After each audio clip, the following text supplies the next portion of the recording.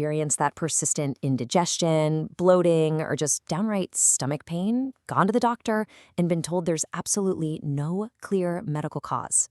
Right? If you've ever suffered from that awful overfullness or excessive burping, but all the tests show nothing is structurally wrong, well, you are definitely not alone here. Actually, looking at the research, a massive 80% of dyspepsia sufferers fall into a category called functional dyspepsia, or FD for short. So what does this mean? It means your symptoms, the pain, that continuous discomfort, they are entirely real. But doctors simply can't find a visible anatomical cause. Talk about a frustrating diagnosis. So let's get into section 1, the standard fix and the hidden costs of conventional drugs. When we desperately seek help for this stuff, we usually turn to standard, conventional quick fixes. We're talking about medications like proton pump inhibitors, or PPIs, along with H2 blockers and prokinetic agents.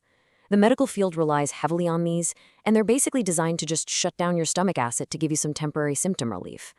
But we really have to ask the logical question here. What actually happens when we forcefully shut down a natural bodily function for an extended period of time? Well, just consider the sheer scale of the hidden costs mapped out across the human body when these PPIs are used long-term. It's kind of wild. The adverse effects aren't just isolated to your stomach. They ripple out. We're talking impacts on the central nervous system, the kidneys, the liver, and even the cardiovascular system. Let's break down exactly why this happens. See, stomach acid isn't just there for digestion. It's actually a crucial immunological shield for us. So strongly inhibiting it causes low stomach acid, also known as hypochlorhydria, and that raises the risk of severe bacterial colonization, which can lead to nasty gastrointestinal infections like C. diff. It also promotes microaspiration, upping the risk for respiratory infections like pneumonia. Over time, the data even links prolonged use to severe cardiovascular events like a stroke and even gastrointestinal malignancies. It's serious stuff.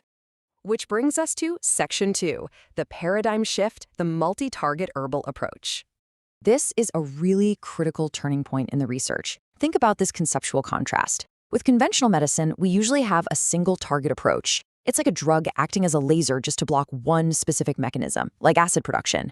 But on the flip side, the multi-target approach of herbal medicine acts way more like a network. Because herbs naturally contain multiple active ingredients, they can address several signaling pathways simultaneously. So they're tackling inflammation, motility, and microbial balance all at the exact same time. Let's move into Section 3, Evidence and Application, Proven Herbs for Digestion. So let's see how traditional wisdom actually holds up to modern scientific trials. The human trial data we have here is honestly incredibly compelling. For instance, a 4-week run of aloe vera syrup reduced the frequencies of almost all GERD symptoms. That's huge. And just 3 grams of ginger powder daily significantly wiped out early satiety and gastric pain. Then you have licorice extract, which led to a massive decrease in total symptom scores, literally giving patients their quality of life back. And the evidence extends to children, too. In one pediatric study of over 900 kids, using a liquid formulation of 9 herbs, it's called STW5, well, it reduced school truancy rates from 67% all the way down to an impressive 36.1%. And it did this simply by effectively relieving their GI discomfort. I mean, that is a massive real-world impact. On top of that, some herbs act as really powerful natural prokinetics. Basically, they act like traffic cops, keeping your digestive tract moving smoothly. Fennel, for example, stimulates healthy gastric acid secretion.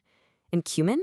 Get this, it actually accelerates the time food travels through the stomach by an impressive 25%. That's a real game changer for digestion. Now for Section 4, Fighting Infections Naturally, Modulating Gut Microbiota. So moving beyond basic indigestion, these complex botanical compounds are really emerging as formidable tools to fight off serious infections. Common everyday herbs, things you probably have in your kitchen right now, like clove, cinnamon, and turmeric, they possess these deeply researched antimicrobial and anti-inflammatory properties. And what's great is they defend the gut without indiscriminate. So I want to leave you with this final thought. As antibiotic resistance grows globally, and as the hidden systemic costs of those single-target drugs continue to emerge, how will individualized, multi-target herbal treatments change the future of your own gut health?